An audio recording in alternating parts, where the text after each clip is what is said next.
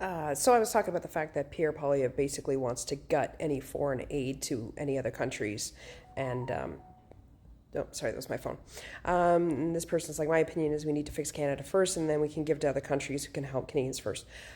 Two things. One, Pierre is going to gut Canada too. If you think that he's going to do anything to actually fix Canada's problems, I need to inform you that that's not the case. He will gut social programs. He will gut the things that help average Canadians do better in this world, okay? So he's not going to help Canadians first. He is going to help himself and all of his rich buddies. The other thing is that a lot of people will like talk about, well, why are we sending money overseas when Canada's got all these problems? And on the one hand, yeah, Canada does need to spend more money to help Canadians, but usually the people that are upset over the foreign aid also are upset if we do anything to help people on the streets. You guys are usually against safe injection sites. You guys are usually the first ones to protest when they try and build a new shelter because you don't want it in your neighborhood. You're usually the ones that are calling everybody lazy and they need to pull up their bootstraps and work hard like you do instead of asking for handouts. So this kind of stuff I find hilarious because usually you guys are against helping anybody. Finally, allow me to explain why it's important that countries do foreign aid. We all saw what happened with COVID. The first, cases of COVID over in China were detected roughly around, I think, December. And by March, most countries were full blown by March. Like we were going into lockdown in Canada, the United States, Australia.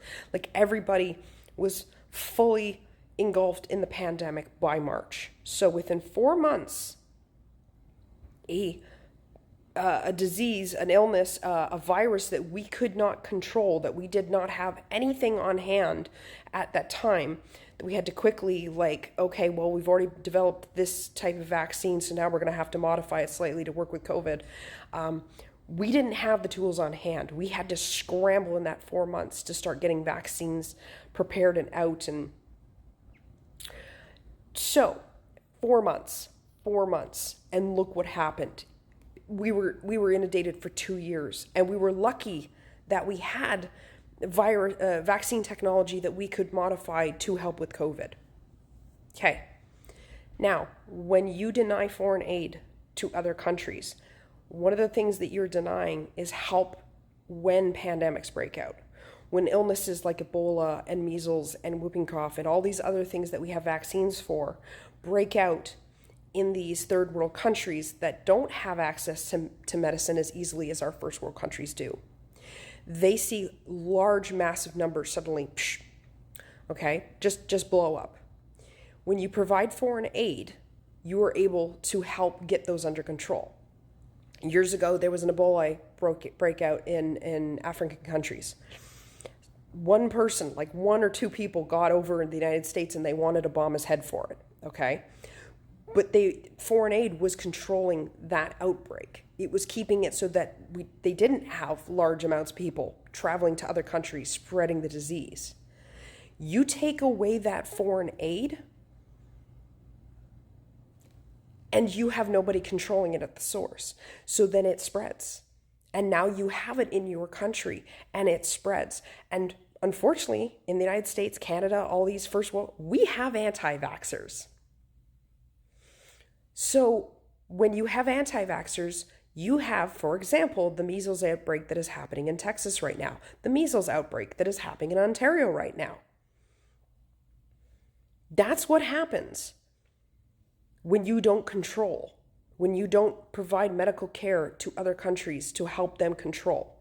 You have mass outbreaks. That's why it's important to help other countries, because eventually whatever's going on in other countries that you think is not our problem and we shouldn't be helping shows up at your fucking doorstep. And it's not so fun, is it? We've been through the pandemic. We've seen what happened when people had to wear masks and get vaccinated and lockdowns and everything else. It fucking disrupted our lives for 2 years. And that was something that we couldn't control because it was a new thing that we were dealing with. And again, we were lucky because at least we had technology that we could modify to try and to control it.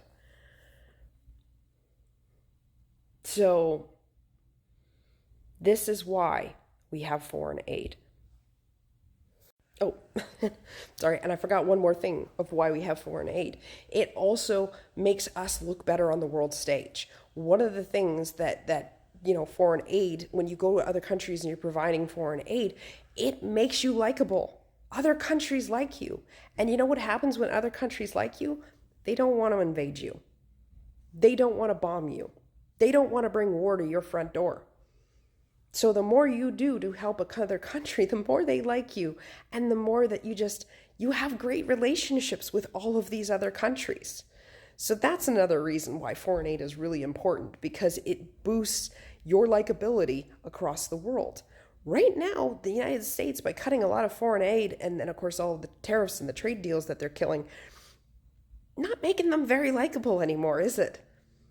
And yeah, they've got a giant military presence, and that's and equipment and people and all that stuff. So, they I don't think really care too much if war came to their front door. Canada's a little different. We need people to like us, okay? We need people to want to deal with us and not bring war to our front door. So that's another reason why foreign aid is so incredibly important, especially for Canada.